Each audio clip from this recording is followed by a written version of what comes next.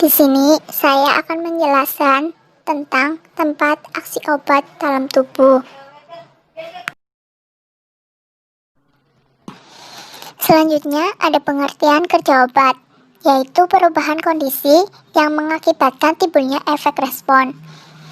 Efek obat, yaitu perubahan fungsi, struktur atau proses sebagai akibat kerja obat.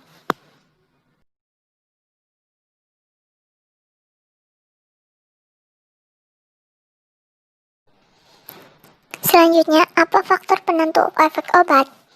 Yaitu ada derajat aktivitas pada sistem yang sudah ada sebelumnya. Contohnya, jika respon maksimal sudah tercapai, misal oleh substansi endogen, maka penambahan obat tidak lagi memberikan efek. Selanjutnya, ada penyakit yang diderita. Contohnya, glikosida jantung akan meningkatkan kekuatan kontraksi otot jantung pada penderita gagal jantung, tapi tidak atau kurang berefek pada orang sehat. Selanjutnya, ada obat antikolinesterase akan meningkatkan kekuatan otot pada penderita miastenia gravis, tapi tidak pada orang sehat.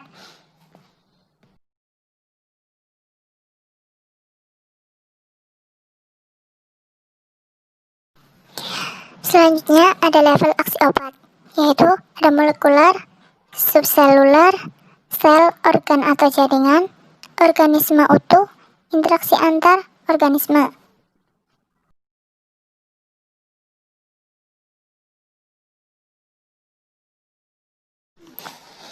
Selanjutnya ada mekanisme aksi obat, cara bagaimana obat bekerja sehingga menimbulkan efek. Mekanisme aksi obat non-spesifik, aksi yang tidak diperantarai interaksi obat dengan target obat spesifik reseptor berdasarkan sifat kimia fisika sederhana. Spesifik, aksi yang diperantarai interaksi obat dengan target obat spesifik reseptor, target obat spesifik, reseptor, enzim, molekul pembawa kanal ion.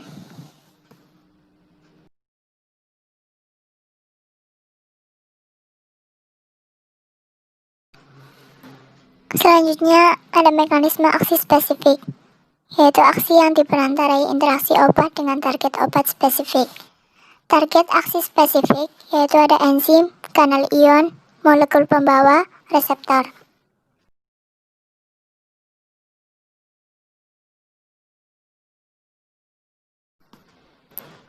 Selanjutnya ada enzim. Obat bekerja pada enzim dibagi menjadi dua berdasarkan mekanisme aksinya.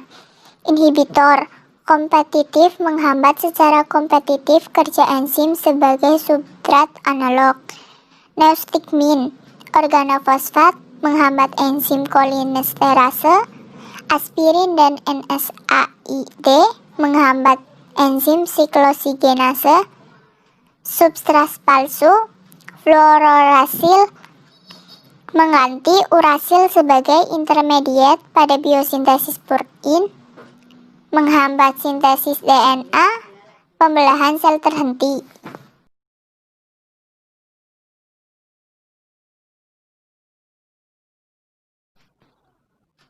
Selanjutnya ada kanal ion, yaitu suatu saluran yang menjadi tempat masuk keluarnya ion melalui membran, bersifat selektif terhadap ion tertentu.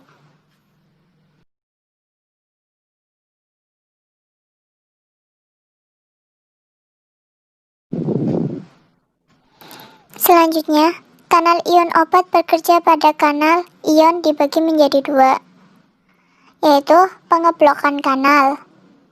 Mengeblok secara fisik, contohnya phenytoin mengeblok kanal natrium. Penurunan eksitabilitas sel menghasilkan efek anti kejang. Selanjutnya, modulator atau pembukaan kanal. Memacu pembukaan kanal, contohnya benzodiazepin dan barbiturat. Memodulasi terbukanya kanal klorida, penurunan eksitabilitas sel, menghasilkan efek sedatif atau anti kejang.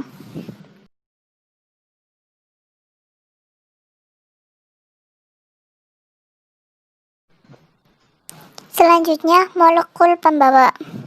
Transport molekul organik kecil dan ion menembus membran sel terlalu polar, membutuhkan protein pembawa. protein pembawa mempunyai sisi aktif spesifik.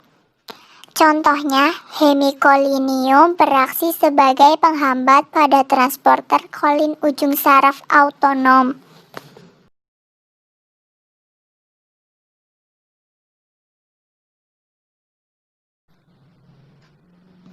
Selanjutnya, ada reseptor, suatu makromolekul seluler yang secara spesifik dan langsung berikatan dengan agonis atau ligan untuk memicu signaling kimia antara dan dalam sel menimbulkan efek.